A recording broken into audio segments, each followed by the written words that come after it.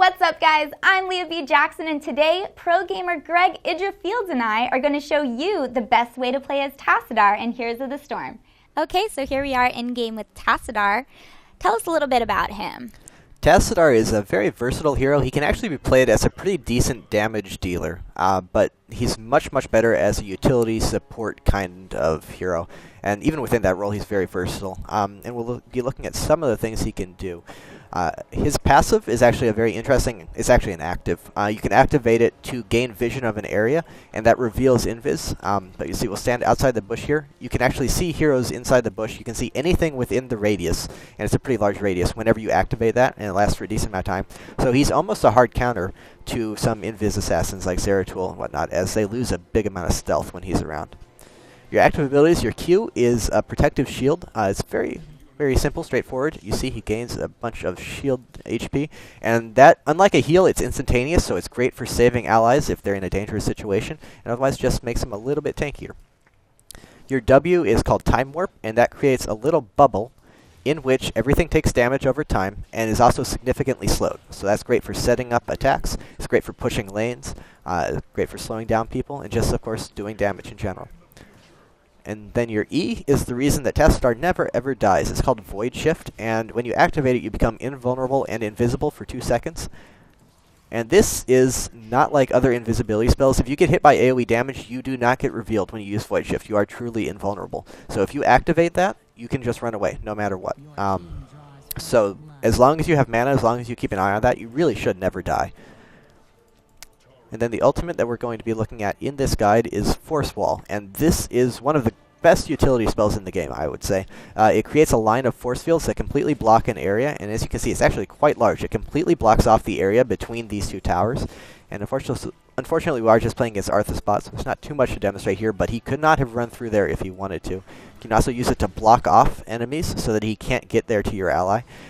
You can use it in pretty much any number of ways. You can block off anything with it. It blocks off a lot of jungle paths, which prevents retreating. It can split armies in half during the fights, and as we can see, it's on an incredibly low cooldown, 12 seconds, so it can actually even be used multiple times in long team fights. So it's just one of the best utility spells in the game. It's absolutely fantastic for a number of different uses.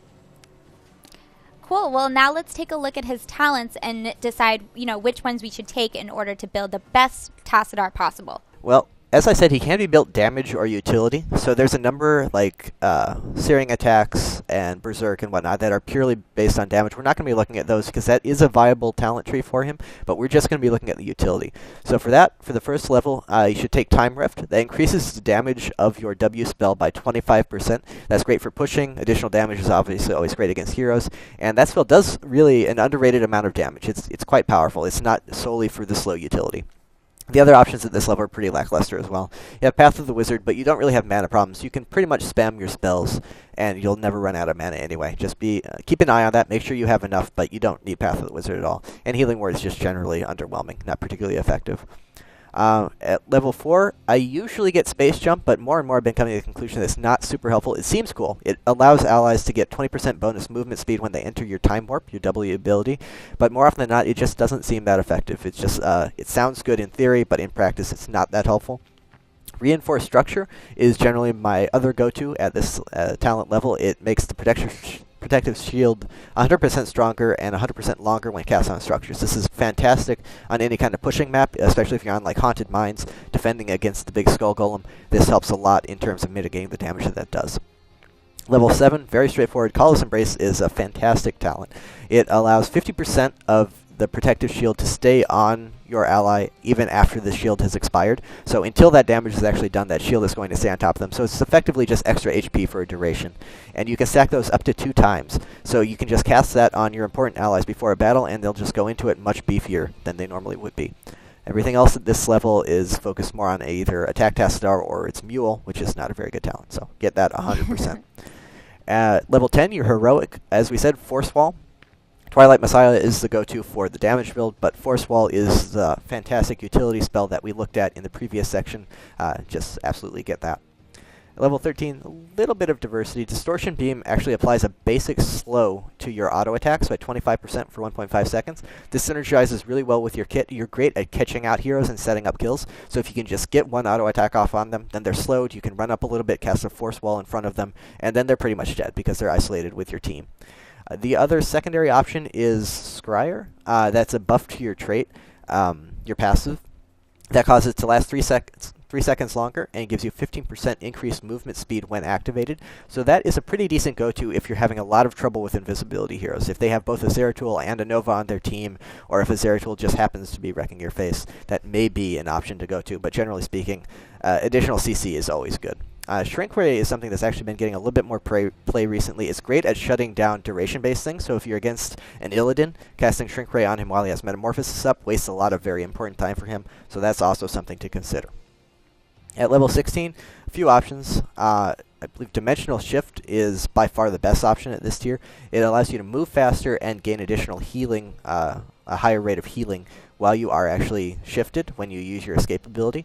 And that means that not only can you escape, and you're guaranteed to escape because you can move faster, you can create more distance during it, but with that healing and that regeneration, it also means that sometimes you can actually go back into the fight after running away and burning some cooldowns. So a great escape just guarantees that you're not going to die.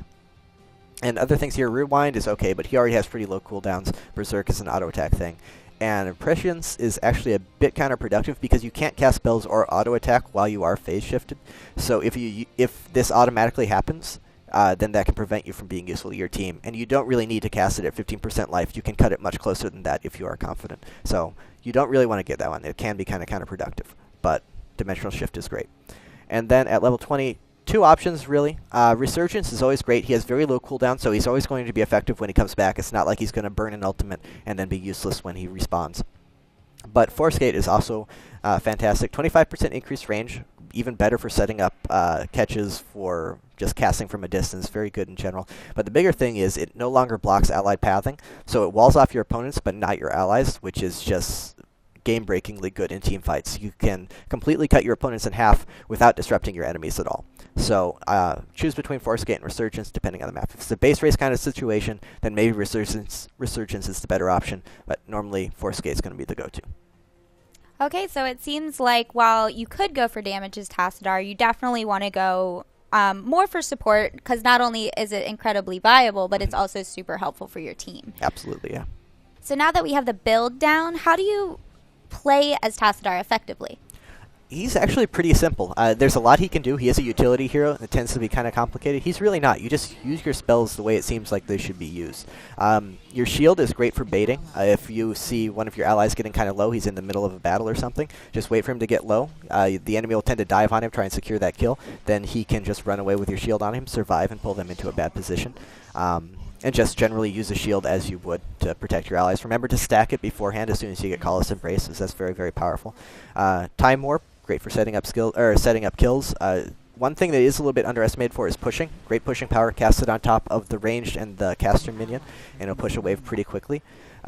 Phase Shift or Dimensional Shift, obviously, that gets you out alive. Use that whenever you're getting too low and you think you might die. Be sure to keep an eye on your mana costs. Make sure that you can afford to do that.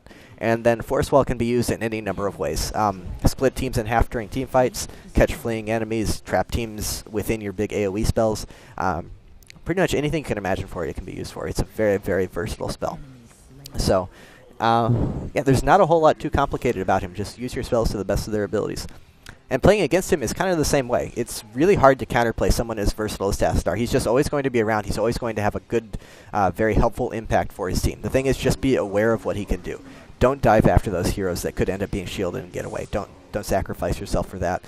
Watch out for the force walls. Try not to fight in very tight areas. Fighting in the jungle against the Tassadar team is suicidal half the time. So be very, very careful about that. Never dive after him. He's always going to escape. Don't commit too much to killing him. If he is in the middle of a battle, you can lock him down, especially if you can silence or stun him during the time where he would phase shift away, then go for it. But otherwise, don't commit too much to him, because you're probably not going to kill him, and you're just going to end up wasting time and cooldowns. So just try and mitigate what he does, but he's a very high-tier hero. He's possibly the best support in the game right now, so it's hard to completely take him out of it. And there you have it, guys. But remember, this is our best way to play, and we want to hear yours in the comments. Be sure to head over to Greg's Twitch channel for more pro tips, and for everything Heroes of the Storm, stay tuned to IGN.